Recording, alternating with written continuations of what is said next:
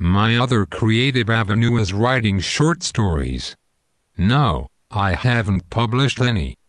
Chances are, you, the public, will never see them. Why? I'm too chicken to let anyone read them. I don't know why. Let's chalk it up to me being bashful. What do I write about?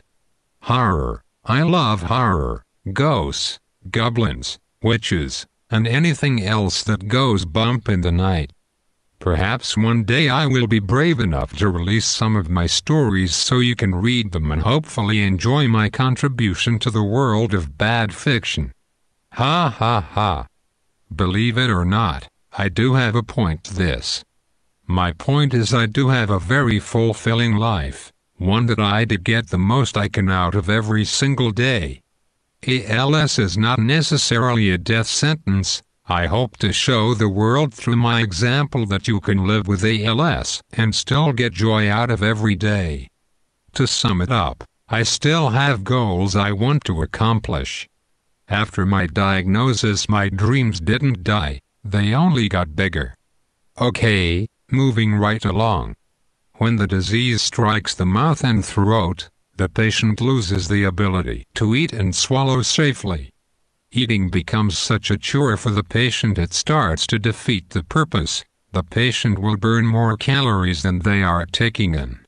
Even though the patient is still eating solid food, malnutrition starts to establish itself and they will lose weight. This is not a good thing in ALS. We want to eat a lot of protein and preserve the muscle function for as long as possible. Chewing becomes a labored act. It took me 45 minutes to eat a small can of ravioli before I went on tube feedings. A stark contrast for a boy who used to swallow cupcakes whole in junior high. Ah, those were the days.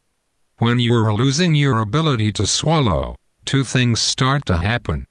Choking and the possibility of aspiration pneumonia introduces itself as a deadly reality. Numerous muscles are at work during the act of swallowing. The largest one is the tongue. It acts like a dump truck in the swallowing process.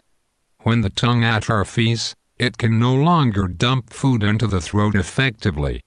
The weakened muscles in the throat are not able to push the food farther down into the esophagus. This results in choking as the food gets caught in the throat, blocking the windpipe.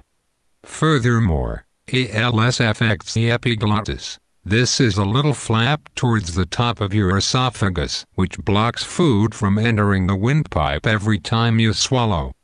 The failure of the epiglottis to do its job will allow liquid and food to settle into the lungs, where aspiration pneumonia will form.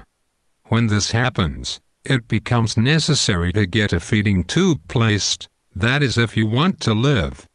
For me, the possibility of choking or aspirating my food after every bite did not appeal to me. It was a no-brainer. I had to get my nutrition to live. I was amazed at the calories I needed to consume when I met the nutritionist. You would think a sedentary patient would not need so much nutrition. Even though my voluntary muscles no longer move, my body still needs a large amount of calories to stay healthy and function as efficiently as possible.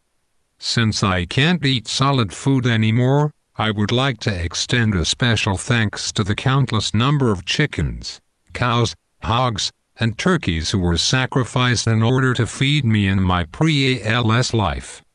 I assure you they have not died in vain. The size of my asses prove their memory shall live on. However, it seems to me that all of the animals I have eaten, or rather their spirits, are finally having the last laugh by exacting their revenge in the form of lifelong tube feedings, and then every time I turn on the TV, they remind me of how good they taste. One food commercial at a time. You would think that after eating for 40+ years that I would miss food, but, to most people's surprise, I don't. I see, in my pre-ALS life, how much time was wasted when I was eating. Today, I'm busier than ever. I don't have time to eat the old-fashioned way. These days, just plug me up and let the formula flow. The only thing I really truly miss is coffee. I love me some coffee. I love the taste, I love the smell, and I love the nostalgia a cup of Java brings with it.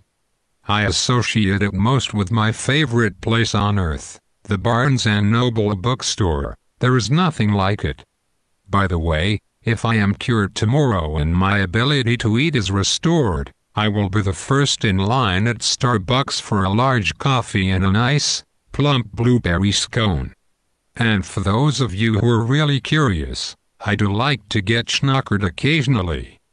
Pour a shot of Jack Daniels in my feeding tube, watch it go straight to my stomach, and, after my eyes roll back in my head, eureka!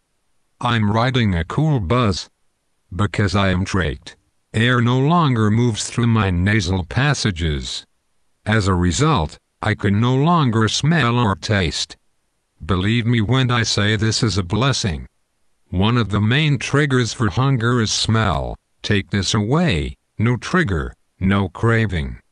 Plus, if you have no sense of smell, you can't taste anything, either. Everyone has had a head cold, right? When your nose is stopped up, anything you eat tastes bland. I have learned that not being able to smell has other advantages. I can't smell people's bad breath anymore. This is especially evident when people are all up in my face while caring for my trach.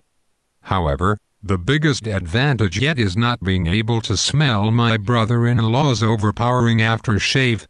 I mean, Aquavelva is nice, but when you splash it on by the gallon it is unpleasant. It is so bad that if you were to light a match within 100 feet of him his face would burst into flames.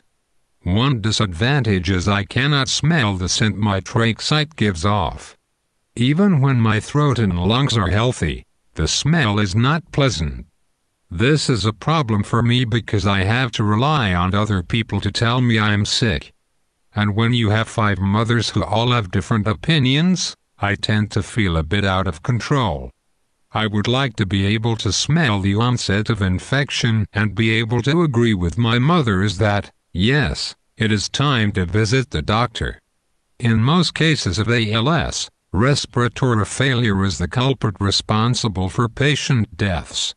One positive in ALS is that the lungs, if healthy, remain pliable and will respond to artificial ventilation. We breathe all our lives without having to think about it. The act of breathing gets embedded into our subconscious, where we think of it as an automatic process. But we can stop breathing whenever we want and then start breathing again when we choose to do so. Therefore, the breathing process and the muscles that control it are voluntary. The diaphragm is the main muscle which enables us to expand and contract the lungs. As ALS weakens the diaphragm, the patient's ability to breathe effectively is compromised. The first thing we notice is we aren't able to inhale as deeply as we once could. It's troubling to say the least. Actually, I was terrified when I first noticed it. I focused on the fact that I couldn't take deep breaths anymore. Along with this, I started to concentrate on what my blood oxygen saturation was. But this only tells one part of the story. I did not realize another serious problem existed. When the diaphragm is affected, the ability to contract fully is jeopardized. What this means is that the lungs cannot expel carbon dioxide adequately. This will lead to carbon dioxide buildup in the bloodstream and, subsequently, carbon dioxide poisoning. It is a silent killer, one which sneaks up on you.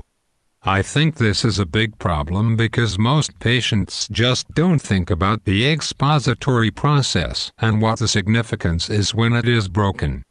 Furthermore, the symptoms of slow carbon dioxide poisoning are subtle, dull headaches accompanied by drowsiness. These symptoms can easily be misinterpreted as indications for other ailments like allergies, a cold, simple dehydration, or the flu. If the patient is misinformed or refuses to take measures to prevent this, carbon dioxide will build up to lethal levels and respiratory arrest will occur to the unsuspecting victim. As I mentioned before, a patient's pulse ox reading only tells one part of the story. To see what is really going on, the patient must undergo a blood gases test or an arterial blood gas test. It uses the blood from a patient's artery to give a clear indication on whether the patient's carbon dioxide level is within normal limits. This is why all ALS patients must have regular appointments with a respiratory therapist and a pulmonologist. You wonderful therapists are vital to the patient, because you can help educate the uninformed patient to the dangers of a failing diaphragm. There are a couple of ways to counteract the damage that the diaphragm sustains in ALS. The diaphragm pacing system, or DPS, is available to patients in the early stages of the disease, patients with a forced vital capacity of 50% or above. The surgeon installs electrodes on the diaphragm, which attaches to an electronic pacing system outside of the patient's body.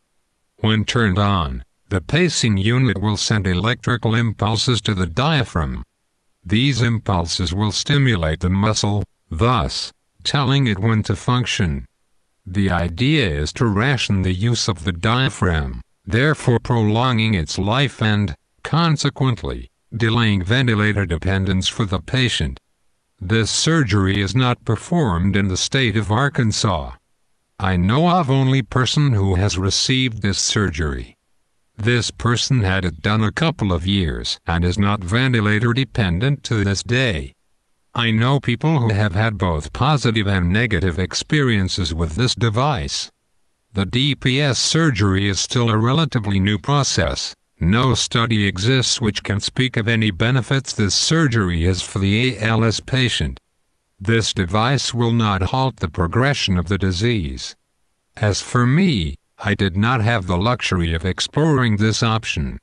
About 5 months after my diagnosis, I found myself plagued with an impressive amount of pulmonary embolism scattered throughout both lungs. My diaphragm was severely overworked during my hospital stay, and my forced vital capacity took a nosedive in the following months. Another method of helping the patient respirate effectively is the use of non-invasive ventilation with the BiPAP or bi-level positive airway pressure machine. What makes this device so helpful is that it has settings for inspiratory and expiratory parts of the breath. Both settings may be adjusted according to the patient's needs, to make certain the lungs,